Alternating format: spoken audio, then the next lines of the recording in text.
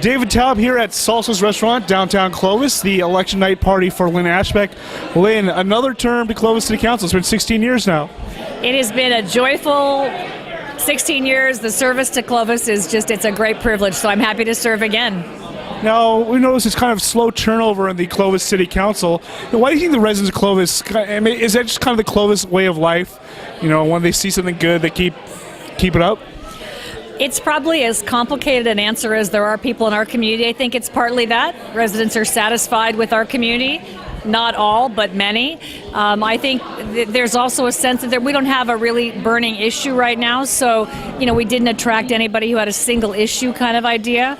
And it's hard to run for elected office, so it doesn't really appeal to that many people. So it's probably a combination of things, but I think people are satisfied with our city. We have the best community in the valley, so we appreciate the affirmation that we're on the right track, and it's probably partly that. Now, why do you keep it up? I mean, there's no term limits in Clovis, so... It is just pure joy, really. The chance to serve our community is a great privilege.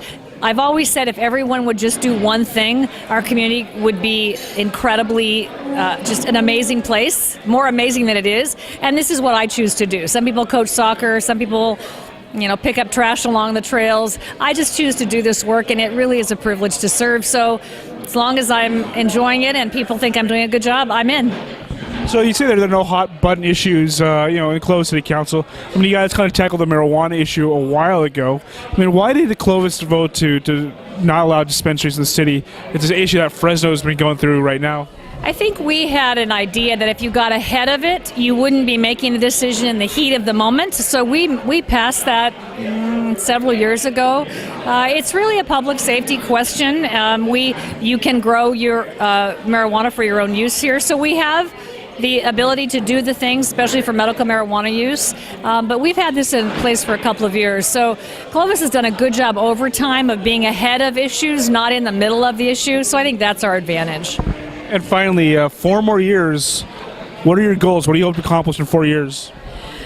I think a lot about that. I think it's 2 parts. One is we want to do the basics well. We want to keep doing the basics of government well. I always say that local government in Clovis works. When you call City Hall, someone answers the phone. When you call 911, a policeman responds. So I think doing the basics of our city, and then we want to make sure we create a place in 20 or 30 years where we have jobs, strong retail centers. We want to finish the research and technology park out by Clovis Community Hospital. So it's kind of both ends of the continuum. But cities that don't do the basics well, it doesn't matter how bright and shiny an object there is out there to chase. If you don't have basic competencies of local government, the rest of it really doesn't matter.